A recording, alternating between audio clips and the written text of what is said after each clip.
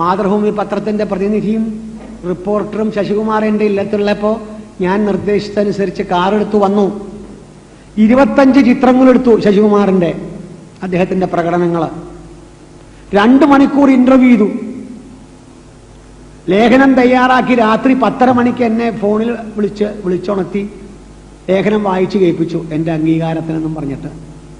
പിറ്റേ ദിവസം പത്രത്തിൽ ലേഖനമില്ല, അതിൻ്റെ പിറ്റേ ദിവസവും ഇല്ല, അതിൻ്റെ പിറ്റേ ദിവസവും ഇല്ല. ചോദിച്ചപ്പോൾ മേലാവിലിൻ്റെ കൽപ്പനയാണ് പ്രസിദ്ധീകരിക്കുന്നതെന്ന്.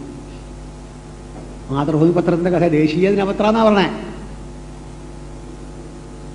ഞാൻ എൻ്റെ വ്യക്തിപരമായ സ്വാധീനം ഉപയോഗിച്ച് ഒരാളെ ടെലിഫോണിൽ പിടികൂടി.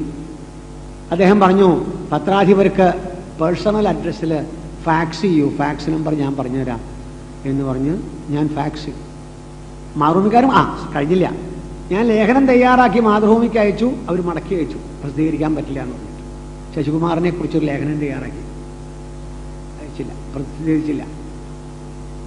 വീണ്ടും തയ്യാറാക്കി ഈ പറഞ്ഞ ആളെ കൊണ്ട് ഫോണിൽ പറയിപ്പിച്ച് കോഴിക്കോട്ടേക്ക് ഫാക്സ് ചെയ്തു.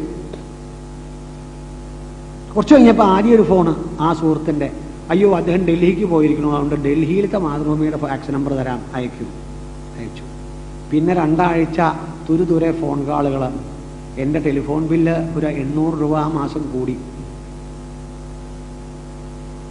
ഒടുക്കം കിട്ടിയ മറുപടി പത്രാധിപർ ഗോപാലകൃഷ്ണനിൽ നിന്ന്, ഹിന്ദുക്കളുടെ കാര്യമായതുകൊണ്ട് ഞങ്ങൾക്ക് താല്പര്യമില്ല. ക്രിസ്ത്യാനിയുടെ ആണെങ്കിൽ താല്പര്യമുണ്ട് കേട്ടോ, ഇസ്ലാമിൻ്റെ ആയാലും താല്പര്യമുണ്ട്. 8 കോളം ഹെഡിങ്ങിൽ മാതൃഭൂമി വെണ്ടയ്ക്ക് തലക്കെട്ട് വയ്ക്കും, ചിത്രങ്ങൾ വിടും. പക്ഷേ മനുഷ്യരാശിക്ക് മുഴുവൻ ഭാവി ഭാഗധേയം തിരുത്തി എഴുതാൻ പ്രാപ്തമായ ഈ അത്യത്ഭുതകരമായ കണ്ടുപിടുത്തത്തെക്കുറിച്ചൊരു വാചകം എഴുതാൻ ദേശീയ പത്രമെന്ന് ദുരഹങ്കാരം കൊള്ളുന്ന മാതൃഭൂമി തയ്യാറില്ല. ഞാൻ അതോടെ പത്രങ്ങളെ സമീപിക്കുന്ന പരിപാടി നിർത്തി. ഈ 2 കമ്പിയും കൊണ്ട് പ്രാന്ത് പിടിച്ച് നടക്കുക നാട് മുഴുവൻ. ആര് വിളിച്ചാലും പോവും, എവിടെ ചെന്നാലും, തളിപ്പറമ്പിലടക്കം. ഉള്ളിൽ ശങ്കയുണ്ട്, ശശികുമാറിന്റെ നാട്ടിൽ ഞാൻ വരാൻ പാടോ? സാരമില്ല, അദ്ദേഹത്തിന്റെ ദൗത്യമാണത്, ഞാനത് നിർവഹിക്കണം. വളരെ വളരെ ദയനീയമാണ് ഹിന്ദുക്കളുടെ സംഘടിതാവസ്ഥ. ഹിന്ദുക്കൾ സംഘടിതരാണെങ്കിൽ മാതൃഭൂമി ഇത് പറയുമോ? പറഞ്ഞാൽ 1 മാസത്തിനുള്ളിൽ അവന്റെ ആഫീസുകൾ പൂട്ടില്ലേ ഇവിടെ? നമ്മൾ സംഘടിതരല്ല. ഞാൻ മാതൃഭൂമി ഓർമ്മ വെച്ച പിന്നെ വായിച്ചിരുന്ന മാതൃഭൂമിയാണ്, നിർത്തി. എൻ്റെ അകത്തുള്ള ആൾ സങ്കടം പറയണോ, വിഷമം പറയുന്നുണ്ട്. പക്ഷെ എത്ര ആൾ നിർത്താൻ തയ്യാറുണ്ട്? ഇവിടെ RSS ഉണ്ട്, വിശ്വ ഹിന്ദു പരിഷത്തുണ്ട്, ക്ഷേത്ര സംരക്ഷണ സമിതിയുണ്ട്, ബജ്രംഗ് ദളുണ്ട്. ഒരൊറ്റയാള് മാതൃഭൂമിക്കെതിരായിട്ട് ശബ്ദിക്കാൻ തയ്യാറില്ല, സംഘടിതരല്ല.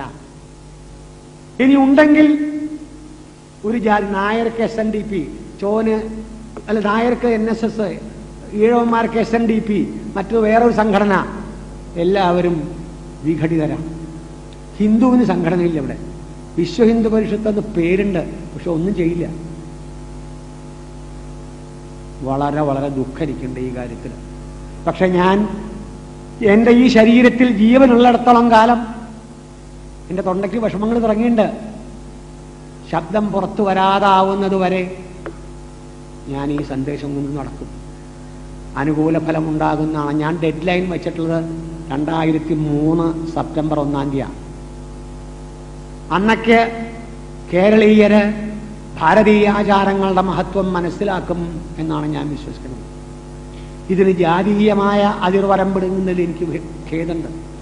നമ്മൾ ഒരു മതക്കാരെയും ചെറുതാക്കാൻ ഇഷ്ടപ്പെടുന്നവരല്ല. എല്ലാവർക്കും ഗുണം കിട്ടണമെന്ന് പ്രാർത്ഥിക്കുന്നവരാണ് നമ്മൾ. പുറം തോർത്തിയാൽ, മുണ്ട് കുടഞ്ഞാൽ അതിൻ്റെ ഗുണം ബ്രാഹ്മണർക്കും ഹിന്ദുക്കൾക്കും മാത്രമാണോ? എല്ലാവർക്കും ഇല്ലേ? ഇനി നമുക്ക് സമയം, ഒരു കുട്ടി ഒന്ന് നമ്മൾ കിടക്കണേൻ്റെ പ്രാധാന്യം ഒന്ന് നോക്കാൻ ഒരു കുട്ടി ഒന്ന് കൊണ്ടുവരണല്ലോ. വരൂ മിടുക്കാൻ.